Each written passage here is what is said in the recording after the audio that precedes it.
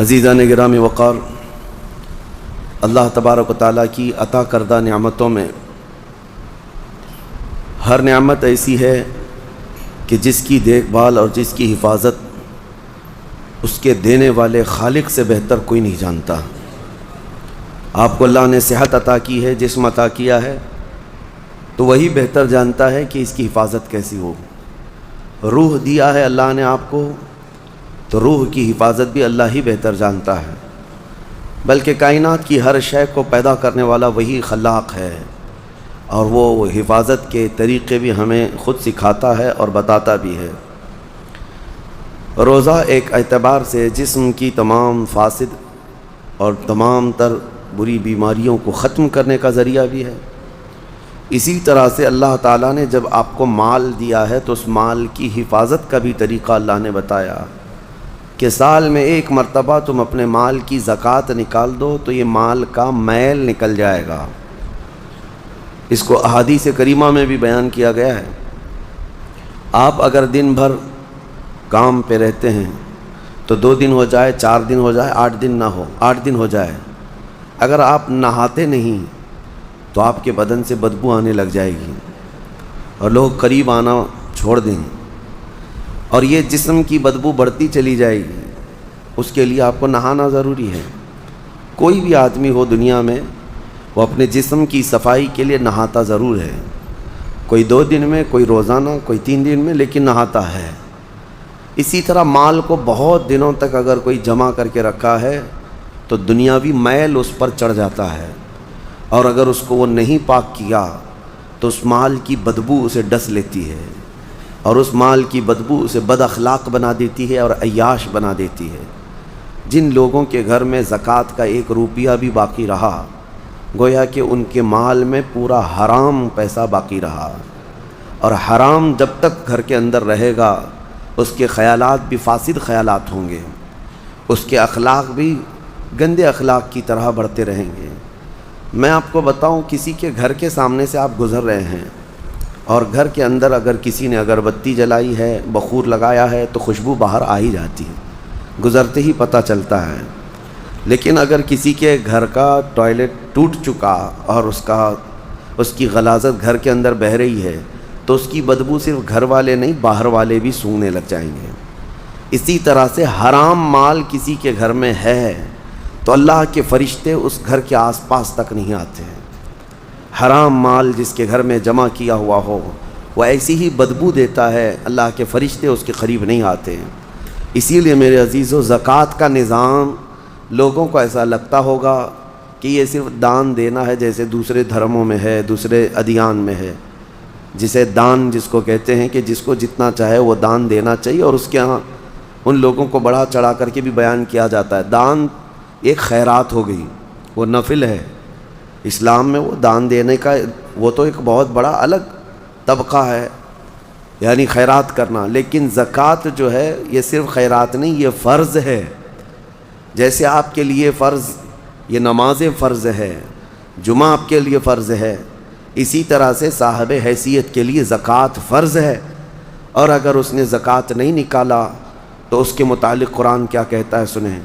والذین یکنزون الذهب والفضة ولا ينفقونها في سبیل اللہ فبشرهم بعذاب علیم۔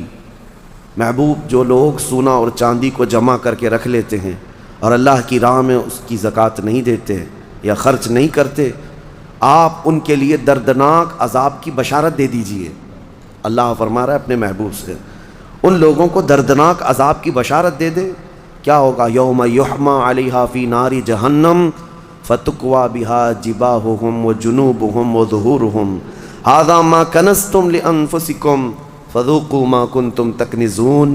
اللہ فرماتا ہے جس دن آگ تپائی جائے گی، جہنم کی آگ تپائی جائے گی، بھڑکائی جائے گی، تو اس آگ کے ذریعے سے ان کی پیشانیوں کو داغا جائے گا، ان کے بازوؤں کو داغا جائے گا، ان کے پیچھے والے حصے کو داغا جائے گا اس گرم تپی ہوئی آگ سے، اور پھر اس سے کہا جائے گا ھذا ما کنزتم لانفسکم، یہ تو وہی ہے جو تو نے اپنے لیے خزانہ کر کے رکھا تھا، یہ وہی ساری چیزیں ہیں جو تو نے اپنے لیے سیف کر کے رکھا تھا۔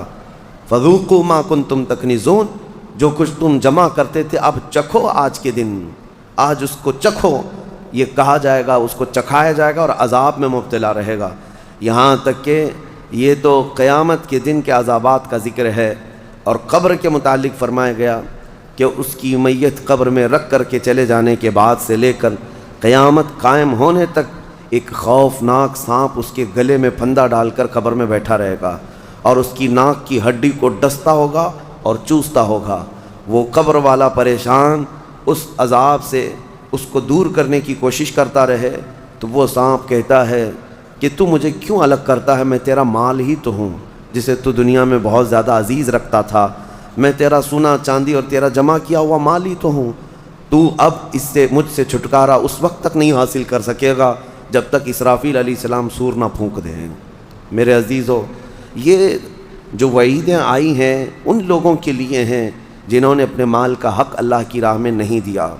آپ دیکھیں اللہ کریم نے جو کچھ بھی دیا ہے آپ کو، یہ آپ کی اپنی محنت نہیں۔ جو اگر یہ سمجھتا ہو میں نے اپنے خون پسینے کی محنت سے یہ سب کمایا ہے، یہ خام خیالی ہے میرے عزیز۔ اللہ تبارک و تعالیٰ اگر نہ دینا چاہے تمہاری ناک زمین پر گھس جاتی، وہ ایک سکہ بھی تجھے نہ ملتا۔ رب تعالیٰ کی یہ عنایتیں ہیں جو تمہیں مال دیا، لیکن جس نے دیا کیا تم سے اس نے پورے آدھے مال کا تقاضا کیا؟ رب تبارک و تعالیٰ نے یہ فرمایا کہ تم کو اگر 1,00,000 روپے کی قیمت کی کوئی چیز آج دنیا میں دی گئی تو 50,000 اللہ کی راہ میں دے دینا، یا 1/4 25,000 دے دینا، 1 پاؤ حصہ دے دینا۔ نہیں، دنیا تو تقاضا کرتی ہے پرسنٹیج کا۔ یہاں رب تبارک و تعالیٰ نے پورے سال میں، وہ بھی انکم پر نہیں، سیونگ پر۔ یاد رکھو دنیا کی جو ٹیکس ہیں، جتنی بھی ڈپارٹمنٹ ہیں، وہ تمہارے انکم پر ٹیکس لگاتی ہیں۔ انکم جتنی ہو رہی ہے اس پر ٹیکس ہے۔ انکم ٹیکس کیا ہے؟ آپ جتنا کما رہے ہیں اس پر ٹیکس آتا ہے، لیکن میرا مولا تمہارے انکم پر نہیں۔ تم سال میں کروڑ روپے بھی کماتے کیوں نہ ہو، لیکن اگر بچتا کچھ نہیں ہے تو زکوٰۃ کچھ بھی نہیں، زکوٰۃ کچھ بھی نہیں ہے۔ ہاں، جو سیونگ ہے تمہارے پاس، جو بچی ہوئی چیز ہے، اس کے لیے رب تعالیٰ فرماتا ہے جو بچا کر تم نے رکھا ہے، اب اس کا آدھا نہیں، اس کا پاؤ نہیں، اس کا 10واں حصہ نہیں، اس کا 20واں حصہ نہیں، بلکہ اپنے پورے مال کا 40واں حصہ 2.5% صرف اللہ کی راہ میں ادا کیا کرو۔ باقی 97.5% تمہارے پاس سیف رہتا ہے، 97.5% تمہارے پاس۔ مجھے حیرت ہوتی ہے زکوٰۃ کے اس نظام کو، کبھی میں سوچتا ہوں اتنا 2.5% نکالنے سے ہوتا کیا ہے؟ کس کا بھلا ہوگا؟ نکالنے والے کا کیا نقصان ہونے والا ہے؟ کچھ بھی نہیں۔ اور جس کو دے رہے ہیں اس کا کیا ہوگا؟ نہیں۔ یہ رب ذوالجلال کی حکمت بالغہ ہے۔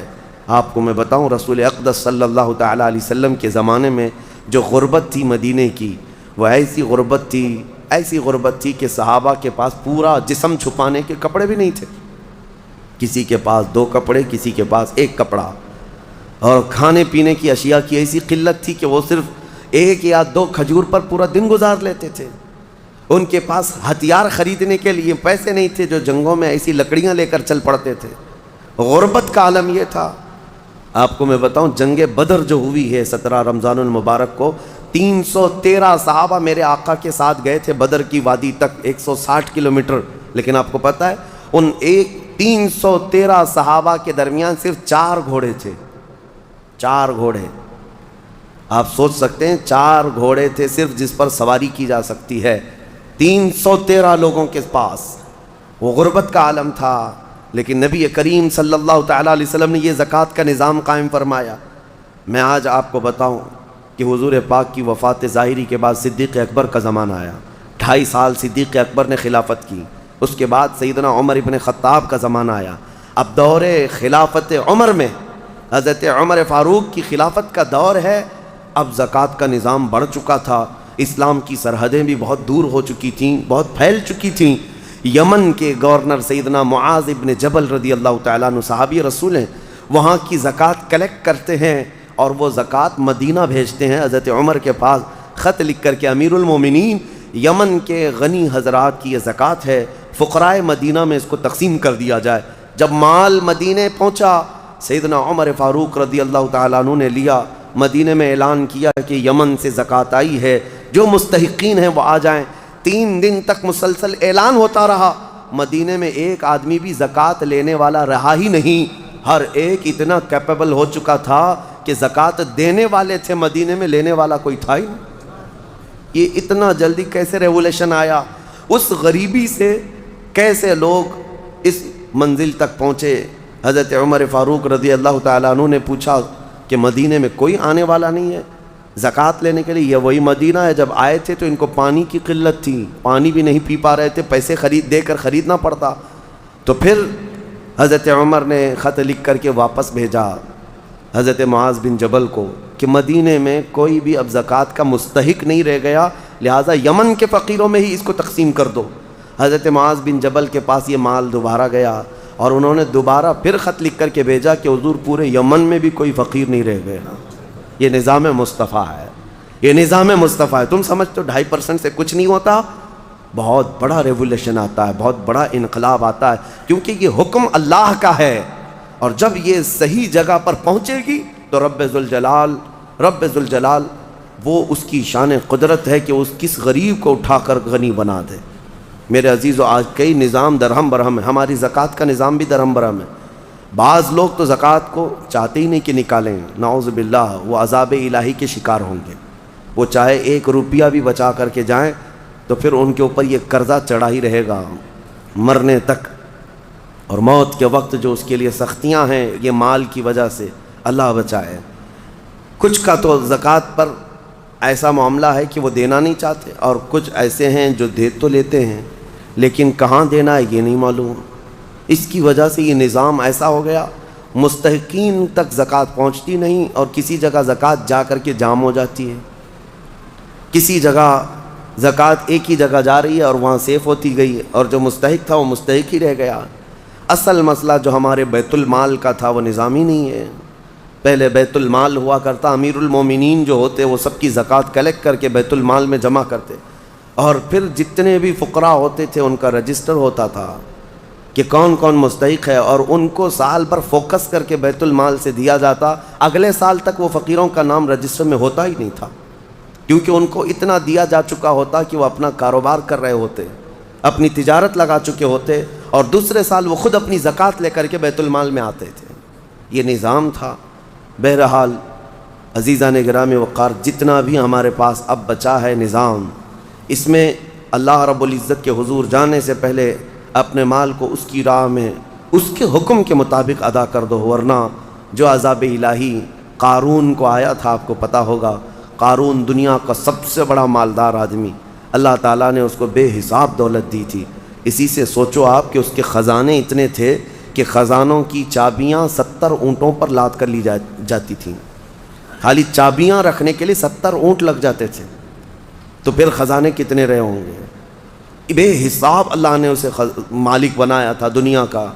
لیکن جب زکوٰۃ کا حکم آیا حضرت موسیٰ علیہ السلام پر، تو اس نے آنا کانی شروع کی کہ ایسا اتنا مال چلا جائے گا، اتنے خزانے تو زکوٰۃ میں جا رہے ہیں۔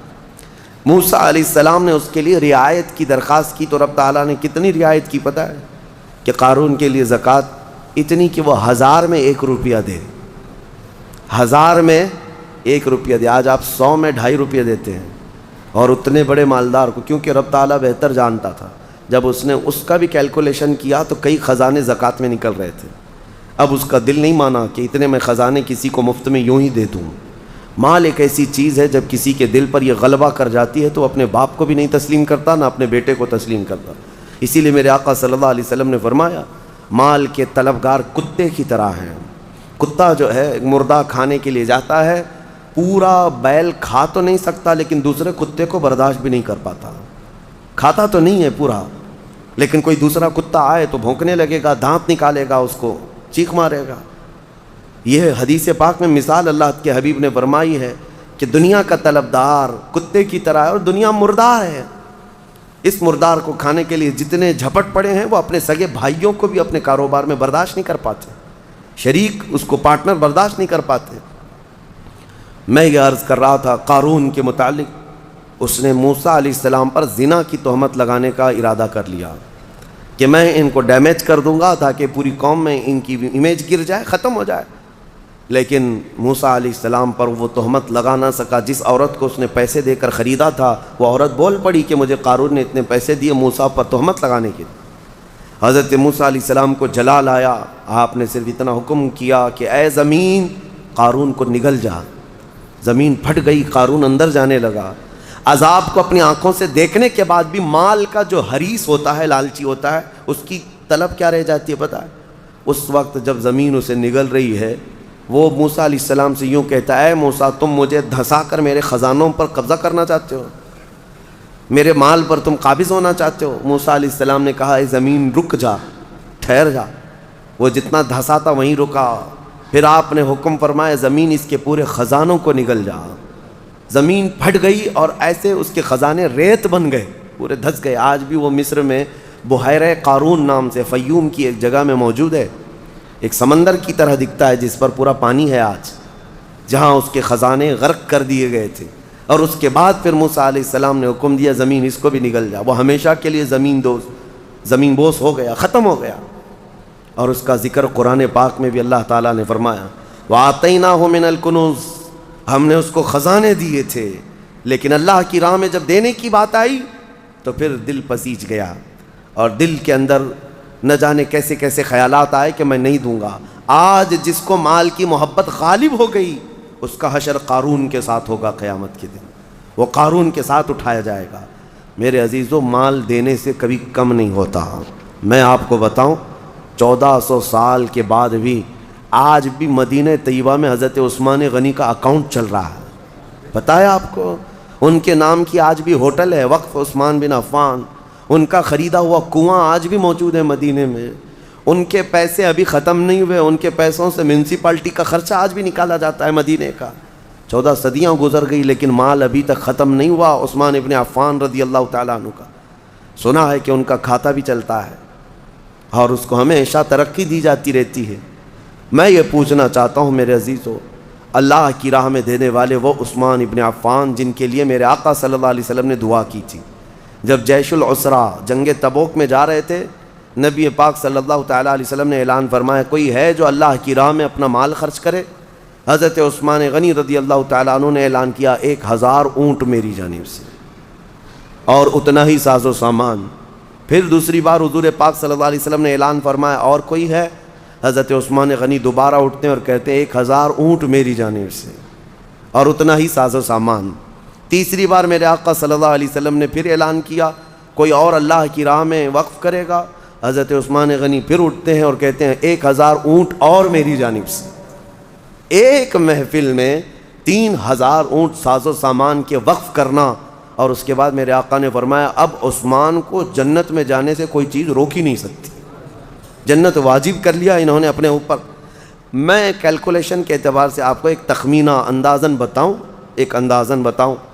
اس زمانے میں جو حضرت عثمان غنی نے ایک محفل میں وقف کیا تھا حضور پاک کے ایک فرمان پر, ایک محفل میں جو دیا تھا, آج کے حساب سے جب اس کو ٹیلی کیا جائے اور کیلکولیٹ کر کے اس کی آج کی قیمت لگائی جائے تو تقریباً 116 کروڑ روپے کی قیمت ہوتی ہے. 1 ارب 16 کروڑ آج کے دور کے اعتبار سے. وہ اونٹ, وہ ساز و سامان, وہ ساری چیزیں, ہے کوئی جو فرمان مصطفیٰ پر 120 کروڑ اپنا یوں ہی لگا دے اللہ اور اس کے رسول کے نام پر؟ اب یہاں سے یہ بھی اندازہ ہوتا ہے کہ اللہ تعالیٰ نے ان کو اس زمانے میں کتنا مال دیا تھا. لیکن کبھی انہوں نے اللہ کی راہ میں خرچ کرنے کے لیے بخالت سے کام کبھی نہیں لیا, کبھی کوئی کنجوسی نہیں, کبھی کوئی مال پر بیٹھ جانا سانپ کی طرح کوئی ایک جگہ بھی ہمیں نہیں دکھا سکتا. حتیٰ کہ ایک تجارت انہوں نے جو کی تھی, اللہ اکبر, وہ ایسی تجارت کے مدینے میں جو ہے یہودی بڑے پیسے والے تھے. آج بھی پوری دنیا کو کریڈٹ پر جو چلا رہے ہیں یہ یہودی ہیں.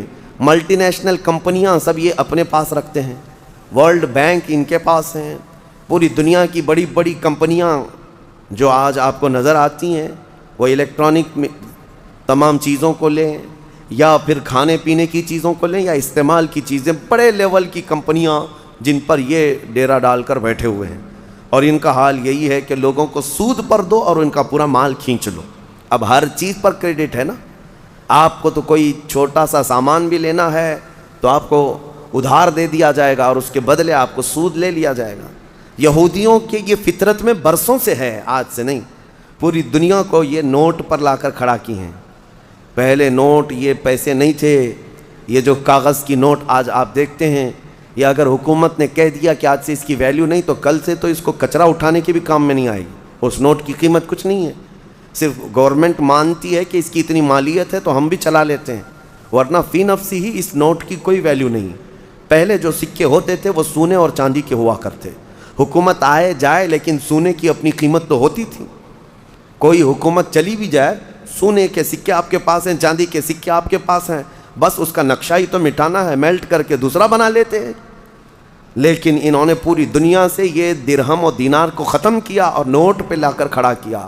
اس کی وجہ یہی تھی کہ نوٹوں کے ذریعے سے ان کو اتنا مالدار بنا جائے۔ اچانک ایک دن جیسے یہاں اعلان ہوا تھا، کہہ دیا جائے کہ نوٹوں کی کوئی ویلیو نہیں ہے، سب کے سب فقیر ہو جائیں گے، سب کے سب فقیر، کسی کے پاس کچھ نہ رہے۔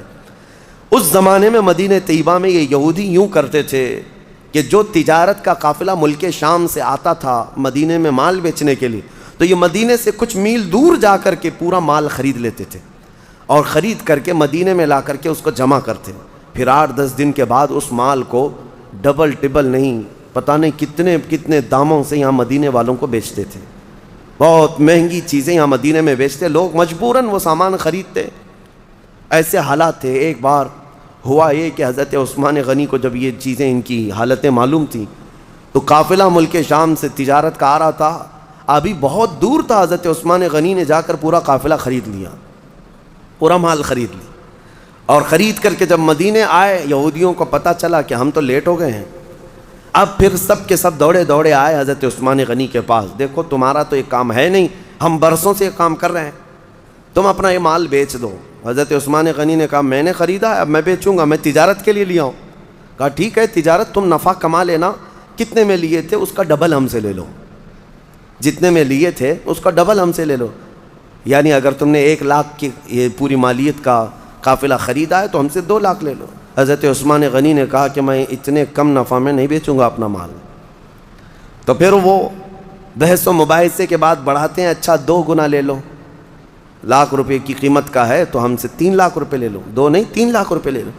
حضرت عثمان غنی نے کہا نہیں میں اتنے کم نفع میں نہیں بیچوں گا۔ پھر بحث ہوتی رہی، 3 گنا پر آئے۔ اب اسی سے اندازہ لگاؤ کہ وہ 3 گنا حضرت عثمان غنی سے خرید رہے ہیں تو پھر مدینے والوں کو کتنوں میں بیچیں گے؟ تو حضرت عثمان غنی اس پر بھی انکار کر گئے کہ نہیں میں 3 گنا زیادہ پہ بھی مال نہیں بیچوں گا، مجھے اور نفع چاہیے، اور نفع چاہیے، میں تو زیادہ نفع کے لیے اس کو خریدا ہوں۔ وہ بحث کرتے کرتے کرتے شام ہو گئی اور 5 گنا تک آ گئے اور دھمکی دینے لگے کہ ہم نے اتنے نفع میں تمہارے مال کی بولی لگائی کہ اب دوسرا کوئی تمہارا مال خریدے گا ہی نہیں۔ حضرت عثمان نے کہا مجھے کچھ فرق نہیں پڑتا، مجھے کچھ نہیں فرق پڑتا۔ تو جاتے جاتے کسی یہودی نے کہا 10 گنا زیادہ پہ دے دو گے؟ 1 لاکھ کا مال 10 لاکھ میں دے دو گے؟ حضرت عثمان غنی نے کہا جاؤ تم اپنے گھر، میں اتنے کم نفع میں نہیں بیچنے والا۔ یہ کیا بات ہوئی؟ بہت باتیں بنائی حضرت عثمان غنی کے خلاف یہودیوں نے۔ اس کے بعد 1 دن گزرا تھا، مدینے کے ایک میدان میں پورے قافلے کا غلہ، تجارت کا مال سب اتار دیا گیا۔ حضرت عثمان غنی رضی اللہ تعالیٰ عنہ مدینے میں آئے اور عام اعلان کیا جس کو جس مال کی ضرورت ہے وہ اس میدان میں آئے اور مفت میں لے کر چلا جائے، جس کی جو ضرورت ہے۔ حضرت عثمان غنی کے اس اعلان پر غربائے مدینہ، فقرائے مدینہ ٹوٹ پڑے، جن کو جس غلے کے اناج کی ضرورت تھی وہ بھر بھر کر لے کر چلے گئے۔ شام ہوئی تو یہودی آئے اور پوچھنے لگے عثمان یہ کیا کیا تم نے، یہ کیا کیا تم نے؟ ہم 10 گنا زیادہ پر مال خریدنا چاہتے تھے اور تم نے اونے پونے پتہ نہیں مفت میں کیوں بانٹ دیا؟ حضرت عثمان نے کہا میں نہیں کہتا تھا کہ میں زیادہ نفع چاہتا تھا، تم اتنا نفع نہیں دے سکے، کہا تم تو مفت میں دیے۔ کہا کس نے کہا؟ جھوٹ بات ہے، میں نے مفت میں دیا، میں نے اللہ کے ہاتھ 70 گنا زیادہ فائدے میں بیچا ہے، 70 گنا فائدے میں نے بیچا ہے اپنا مال، اور وہ بھی میرا خریدار خلاق کائنات رب العالمین ہے جو وعدہ خلافی نہیں کرتا۔ یہ عثمان غنی کا یقین اور توکل تھا اپنے رب کی ذات پر، کیونکہ قرآن میں اللہ نے فرمایا مثل الذین ينفقون اموالهم فی سبیل اللہ کمثل حبۃ انبتت 7 سنابل فی کل سنبلۃ 100 حبہ۔ انہی کی شان میں یہ آیتیں نازل ہوئی تھی، حضرت عثمان کی شان میں یہ آیتیں نازل ہوئی۔ اللہ فرماتا ان لوگوں کی مثال جو اللہ کی راہ میں دیتے ہیں ایسے ہی ہے جیسے کسی نے پھلیوں کی ایک بیج بوئی زمین پر. پھلی جانتے ہیں جس میں لمبی لمبی پھلیاں ہوتی ہیں. اللہ تعالیٰ فرماتا ہے پھلیوں کا بیج کسی نے بویا اور پھر جب وہ پودا اگایا تو اس پودے میں 70 بالیاں نکلیں، 70 پھلیاں نکلیں، اور ہر پھلی میں 100 بیج. ہر پھلی میں 100 بیج. ایک بیج ڈالا تھا، 70 پھلیاں نکلیں اور ہر پھلی میں 100 بیج. اللہ فرماتا ہے کہ اس کا مطلب یہ ہوا کہ ایک بیج ڈالا تو 70 پھلیاں نہیں آئیں بلکہ 700. اور اللہ تبارک و تعالیٰ فرماتا ہے اس سے بھی زیادہ رب تبارک و تعالیٰ دینے پر قادر ہے. 700 نہیں، 7000، 70,000، اس سے بھی زیادہ دینے پر رب ذوالجلال قادر ہے. عزیزان گرامی وقار، ہم نے اس نظام کو یوں سمجھ لیا ہے کہ ایک فیشن ہے، برسوں سے چلا آ رہا ہے. کچھ لوگ جو ہے کچھ ٹاول بانٹ دیے، کسی کو لنگیاں بانٹ دیے، کسی کو ٹوپیاں بانٹ دی اور سمجھتے ہیں زکوٰۃ ہو گئی، زکوٰۃ ہو گئی. اور کچھ عورتوں کو کپڑے بانٹ دیے، کچھ جگہ پر جو ہے کسی کو افطار کٹ دے دیا، یہ زکوٰۃ ہو گئی. کچھ چیزوں کا دکھاوا کر لینے سے زکوٰۃ نہیں ہوتی. زکوٰۃ کا مال پورا کا پورا حساب کرو، حساب کے ساتھ نکالو اور مستحق تک پہنچاؤ. یا اگر کسی کو وکیل بناتے ہو اپنی زکوٰۃ کا تو پھر اس وکیل کے ذریعے سے مستحق تک اس مال کو پہنچاؤ. آپ کو میں ایک بات بتا دوں، رب ذوالجلال تمہیں دنیا میں بھی کبھی شرمندہ ہونے نہیں دے گا اور آخرت میں بھی. بنی اسرائیل کی ایک خاتون کے متعلق میں گفتگو کو یہاں لا کر کے آپ کے سامنے عرض کرتا ہوں کہ ایک عورت، ایک لڑکی تھی، جوان دوشیزہ تھی. اس کا باپ بڑا کنجوس تھا، بخیل تھا، اور لڑکی بڑی دیالو سخی. ایک بار اس کے گھر فقیر آیا تو اس نے قیمتی چیز اٹھا کر کے اس لڑکی نے دے دیا جو اس کے باپ کو بڑی پسندیدہ تھی اور وہ بہت اس کی حفاظت کرتا تھا. وہ قیمتی چیز تھی، اس لڑکی نے اٹھا کر ایک فقیر کی جھولی میں ڈال دیا. فقیر تو ناچتا خوش ہوتا چلا گیا. باپ کو جیسی پتہ چلا اس کی تو آگ لگ گئی بدن. پہلے سے تھا بخیل، خرچہ کرتا نہیں تھا، اور اس پر یہ کہ گھر کی سب سے قیمتی چیز لڑکی نے اٹھا کر دی. غصے میں آیا اور اپنی بیٹی کا ہاتھ کاٹ دیا. ہاتھ کاٹ دیا. یہ ظالم تھا. کہا کہ تو نے اٹھا کر دیا کیسے؟ بہرحال بات آئی گئی ہو گئی، جوان ہو گئی. اس کی شادی کی بات تھی، خوبصورت بہت تھی لیکن ہاتھ نہیں تھا، ہاتھ نہیں تھا. بہرحال ایک بہت مالدار گھرانے کا ایک نوجوان، اس زمانے کا شہزادہ تھا، اس کو یہ لڑکی پسند آ گئی لیکن ہاتھ دکھایا نہیں. جب لڑکی کی پسند چل رہی تھی یا لڑکے کی منہ دکھائی چل رہی تھی تو اس نے ہاتھ اندر چھپا رکھا تھا، کیونکہ دکھائیں گے تو عیب ہے اور جلدی کوئی شادی نہیں کرے گا. اسی پر وہ پسند کر لیا اور شادی فکس ہو گئی. لیکن کسی کو پتہ نہیں تھا دولہے کے گھر والوں کو کہ لڑکی کا ہاتھ نہیں ہے. وہ اپنے جبے میں اندر چھپائے رہتی اپنے کپڑوں میں. پھر چند دنوں کے بعد جب شادی ہوئی، گھر پہنچے، دلہن کو لے جا کر کے وہ اپنے گھر سجا سنوار کر لایا. اس کی بڑی ارمان تھی، بڑی خوبصورت عورت میرے گھر آ رہی ہے. اخلاق کی بھی اچھی تھی، سیرت کی بھی اچھی، صورت کی بھی اچھی. لیکن رات کو جب دسترخوان پر بیٹھتے ہیں، اب ہاتھ تو تھا نہیں، سب کے سامنے کھانا تو ہے اور سیدھا ہاتھ غائب ہے. کیسے نکالے ہاتھ؟ بائیں ہاتھ سے کھائے تو لوگوں کو پتہ چلے. وہ خاموش بیٹھی رہی. اب اسے اندازہ ہونے لگا کہ میرا یہ عیب کھل جائے گا، میں کب تک اس کو چھپا کر کے رکھوں گی؟ کب تک؟ میرے گھر کی ماں اور میرے گھر کی عورتوں کے کہنے پر اب تک چھپائی رہی، لیکن اب کب تک چھپاؤں؟ اس کی آنکھوں میں آنسو آ گئے. پھر اس کے بعد لوگوں کا اصرار بڑھتا گیا کہ چلو کھاؤ، کھانا تو شروع کرو. اس کے دولہا، اس کے شوہر جو نئے نئے ابھی شادی والا تھا، اس نے کہا کہ میری رفیق حیات، ہاتھ نکالو اور کھانا شروع کرو. ہاتھ نکالو. ہاتھ نکالنے کو تیار نہیں. ہاتھ نکالے تو کیسے؟ ٹوٹا ہوا ہاتھ ہے، میری شادی ٹوٹ جائے گی. وہ رو رہی تھی. اچانک غیب سے آواز آئی کہ اے میری بندی، تو ہاتھ نکال، تیرا ہاتھ سلامت ہے. اس نے جب ہاتھ نکالا تو اس کا ہاتھ پورا کا پورا سلامت تھا، اور اس نے دسترخوان سے کھانا اٹھایا اور کھانے لگی. حیرت میں وہ رو پڑی، سجدے میں گر پڑی. اس وقت جو اللہ کے نبی تھے ان کے پاس گئی اور ماجرا بیان کیا.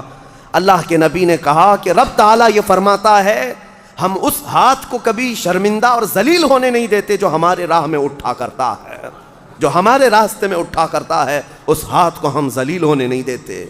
اللہ ہم سب کو وہ ہاتھ عطا فرمائے جو رب ذوالجلال کے راستے میں اٹھا کرے۔ آج بہت سارے لوگ تمہارے انتظار میں ہیں، اللہ نے اگر کچھ دیا ہے تو ان غریبوں کے حلق تر کرو جن کے ہاں آج کوئی چیز نہیں پہنچ پاتی۔ میرے عزیزوں، پیشہ ور فقیروں کو بانٹنے کی میں بات نہیں کر رہا، آج بہت سارے ایسے لوگ ہیں جن کے ہاں افطار بھی نہیں ہے۔ ہم نے سنا اور ہماری طرف سے جو ہو سکتا ہے، ترکی میں، شام میں، یمن میں جو لوگ خدمات کر رہے ہیں، اللہ ان کو سدا سلامت رکھے، لیکن کئی گھر ایسے ہیں جو پانی پہ سحری کر رہے ہیں اور پانی پہ افطاری کر رہے ہیں، اس کے علاوہ ان کے پاس کوئی چیز نہیں، کوئی چیز نہیں۔ بہت ساری ایسی خبریں آتی ہیں، عرب دوست جو ہمارے وہاں بیٹھے ہیں وہ کہتے ہیں بچے اتنے مجبور ہو جاتے ہیں کہ رات کے وقت گھاس نکال کر کے کھا لیتے ہیں اپنے پیٹ کو۔ یہ ظالموں نے اتنی بمباریاں کی ہیں، سپر پاور طاقتیں ان کے منہ سے لقمے تک چھین چکے ہیں، لیکن آپ کو پتہ ہے جو سونے کے ٹوائلٹ بنانے والی یا عربوں کی عیاشیاں ایک لقمہ ان غریبوں تک نہیں پہنچا پاتے ہیں، ایک لقمہ عراق، یمن، شام، فلسطین میں نہیں پہنچا پاتے۔ لیکن آپ حضرات اگر اپنا مال پہنچا نہیں بھی سکتے تو کم از کم ان غریبوں کا احساس تو کرو، احساس کرو جب اللہ تعالیٰ تمہیں شام کے وقت دسترخوان میں کیا نہیں عطا کرتا، ہر طرح کی نعمت تمہارے دسترخوان میں افطار میں ہوتی ہے، تم اپنے پیٹ بھر لیتے ہو، اس وقت دعاؤں میں غربائے امت کو یاد کرو۔ اے اللہ، تیرے حبیب کی وہ بھی امت ہے جن کے حلق آج تر نہیں ہو پاتے، اور میرے دسترخوان کو تو نے نعمتوں سے بھر دیا ہے، طاقت و قوت ہے تو اپنا مال ان غربا تک پہنچاؤ اور اپنا مال نکالو، ورنہ یہ عذاب الہی کے بھی شکار ہوں گے اور تمہارا مال بے برکتی کا سبب بنے گا۔ چند دنوں کے بعد یہ مال ایسا ختم ہو جائے گا تمہیں پتہ ہی نہیں۔ ہمارے علاقے میں ایک شخص تھا جو کہتا تھا میری 7 پشتوں تک میں نے اتنا مال رکھا ہے، 7 پشتوں تک لوگ بادشاہ رہیں گے، 7 پشتوں تک، یعنی اتنا مال جمع کیا تھا۔